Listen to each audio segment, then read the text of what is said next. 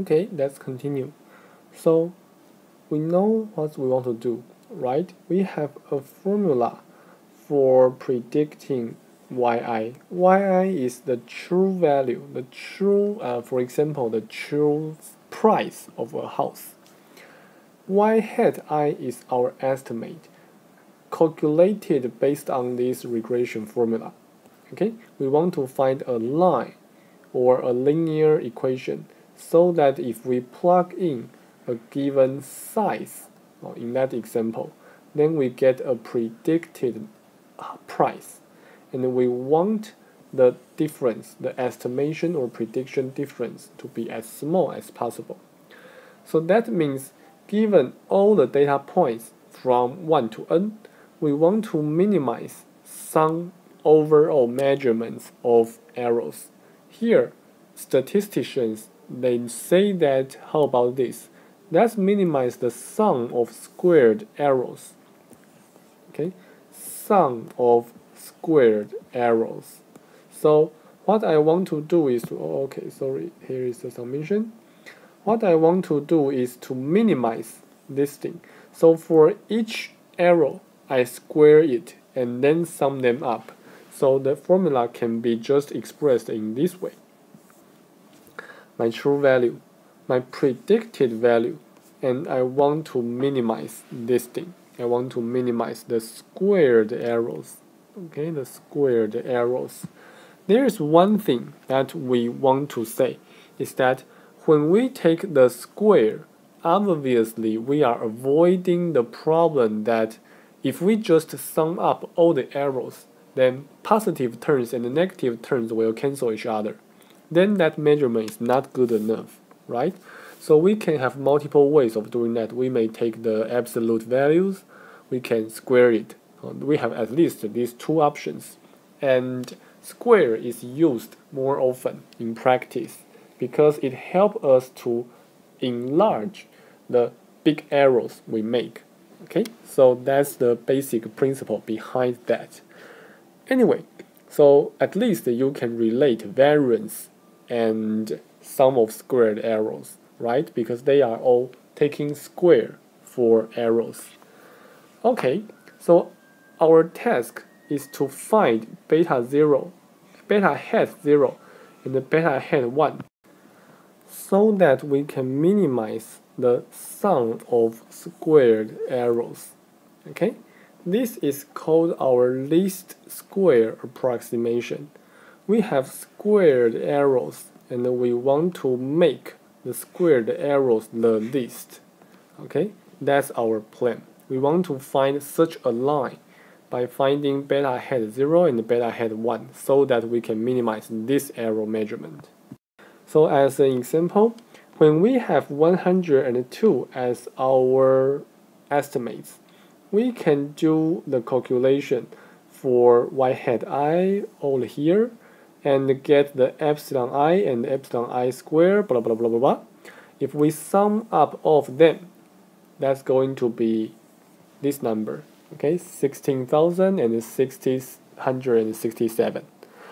If we choose a different set of estimates, 102.4, you may want to verify that indeed we are getting all these squared errors.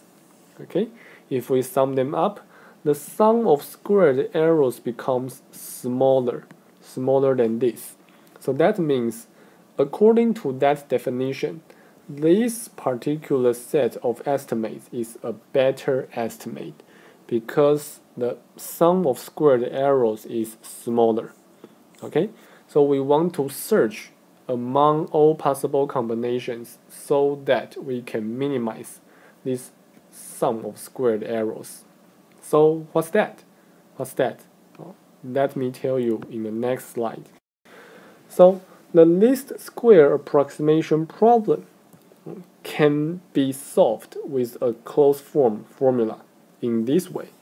So obviously we don't want you to memorize this formula, or we even don't want you to understand this formula. But what we want is to show you that first, there is a formula, okay? And the second, the formula depends on xi, yi, x bar, and y bar. That's all. That's all. And x bar, y bar are the sample means for xi's and yi's. So that means you can calculate beta hat 1 and the beta hat 0 just from your given sample data. Okay, so I give you 12 numbers. I give you 24 numbers, 12 sizes, 12 prices. You plug in these two formula, you are going to get beta 0 hat and beta 1 hat, and then you are going to minimize the sum of squared errors. That's it. And given that you have formula, obviously you can use software to help you plug in numbers, right? Because all you need to do is to get xi, yi and plug in this formula. So there's no reason for us to do it by ourselves. Software will do that. Software will do that. Okay, so for our house example, if we really plug in the formula here, you may want to verify that our solution is this one. Not too far from 102. It's around 102 and 2.1. Okay, and its sum of squared error is around 13,000. So this is the best we can do for the given 12 sample points. Of course, we will never know the true values of beta 0 and beta 1. Some scholars, they even believe that no such optimal, no such true values exist. However, we still need to do something, right? Because we need to solve practical problems. So according to our sample data, at least the best we can do is to use our least square approximation coefficients to be our estimates. That means we tend to believe that beta 0 is 102.7 and the beta 1 is 2.2. Okay, we tend to believe. And then we will use these two numbers to do our prediction because we now have a formula. So our regression model is to say that y equals 102.7 plus 2.2x. So that means in the future, given a house whose size is x, I'm going to use this formula to calculate y as my prediction. Graphically, we have those 12 points, right? And this is the line that is governed by 102.7 plus 2.2x.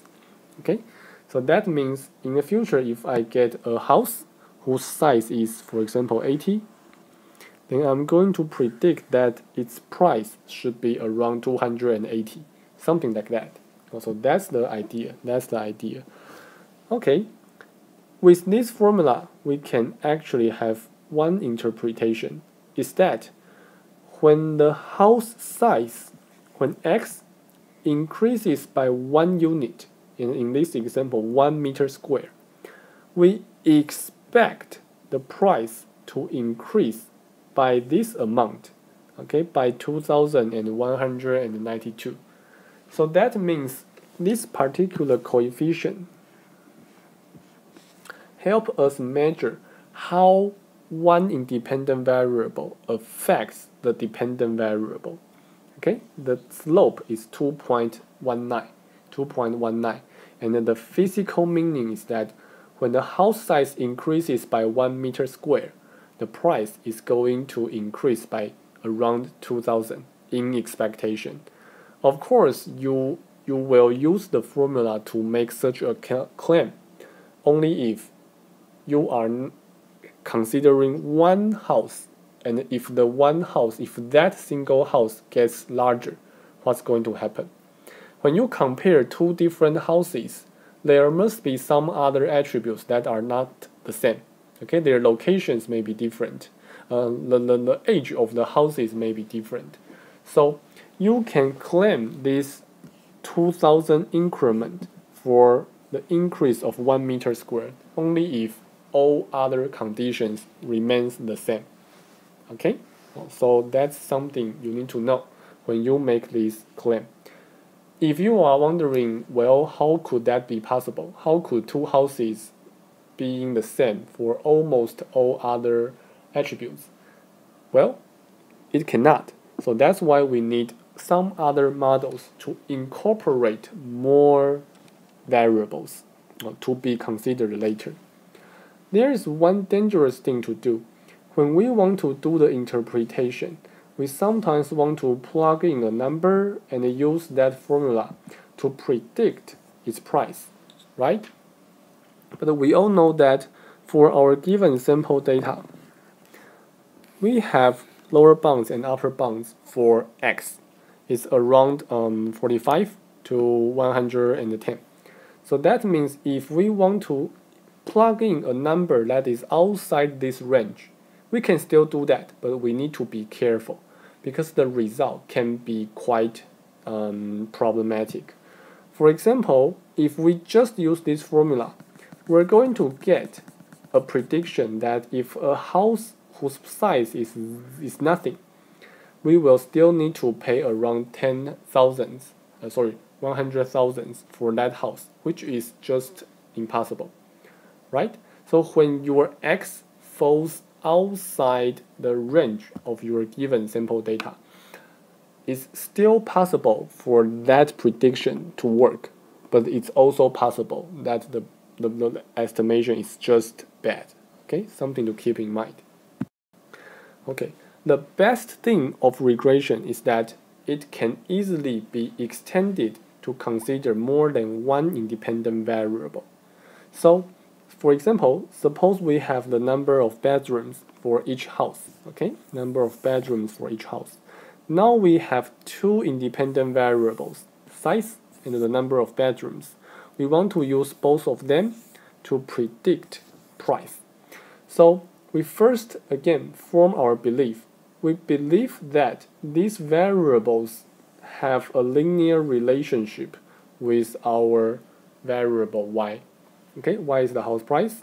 We believe that house size and the number of bedrooms affect yi in a linear way. Okay, and once we believe that, we can plug in these numbers into another formula. Okay, if you go back to a few slides ago, you see a formula for beta hat 0 and beta hat 1, right? Here you have multiple beta hat. You have beta hat 2. In the future, you probably have a lot of independent variables. So you may have beta hat 3, beta hat 4, blah, blah, blah, whatever. And that formula also needs to be expanded. But given that we will just plug in numbers, there is no reason, there is no need to write down that formula for you to see. Okay? So just know that there is a formula. There is a closed form formula for you to plug in numbers. That's good enough. Software will plug in numbers for us. Okay, so we can do our estimation and calculate the optimal beta hat 0, beta hat 1, and beta hat 2 as these three numbers, 82, 2.8, and negative 15. Okay, so we get our regression model. If this is really the fact, then what does that mean?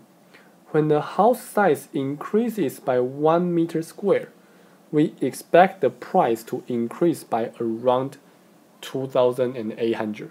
You can see that this number becomes larger than that in the previous example. Previously, it's just around 2.2, but now it becomes 2.8. That difference is possible because now we have another variable that does not exist in the previous model.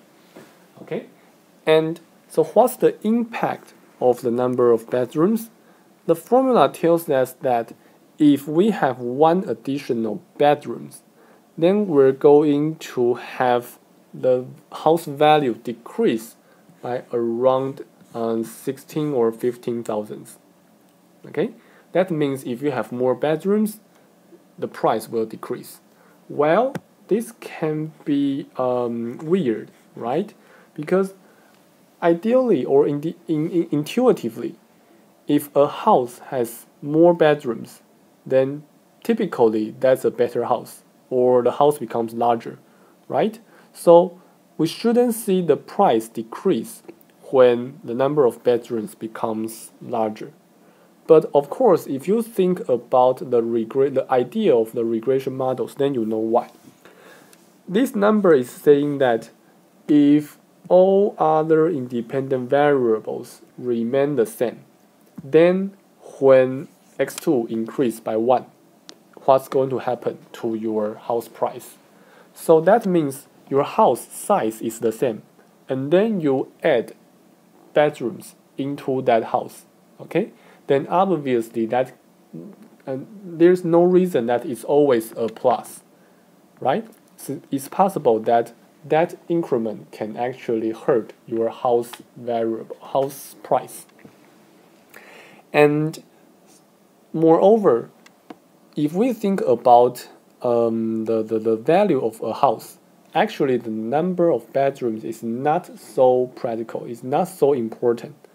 What's more important may be size, year, location, and so on and so on. Some people prefer a lot of bedrooms, probably because they have children. Some people prefer fewer bedrooms, but a larger living room, for example. So it's really not a very good idea to use one single formula to know the impact of the number of bedrooms on price. So that's why we can get some numbers that is really weird. Okay? So there are a few things to do. First, once we get a model, we need to interpret the result and determine whether the result is meaningful for our application. In our application here, the number of bedrooms may not be a good indicator of house price, may not be a good indicator. Of course, from applications to application, if we zoom into a small region, if we are only talking about one kind of houses whose property is special for one specific way, then probably the number of bedrooms can be very influential. Okay, but at least we know in our example, according to our sample data, x2 does not have a reasonable way to impact y linearly. Okay, this model may be problematic. So we now need some more tools. We already have one tool, that is the least square approximation. Software can help us to plug in numbers and get these coefficients. That's good. But we need to do some more. We need to justify the overall quality of a given regression model. Okay? Now we have at least two models, two equations, one with x2, the other one does not. We need to know which one is better. So that means we need to compare multiple regression models. And finally, we want to test the significance of regression coefficients. We want to know whether this and that are really some reasonable estimate of our population parameter, or whether this variable really affects our dependent variable. So there are a few things to do. We call it a model validation. That's the topic for the next video. Thank you.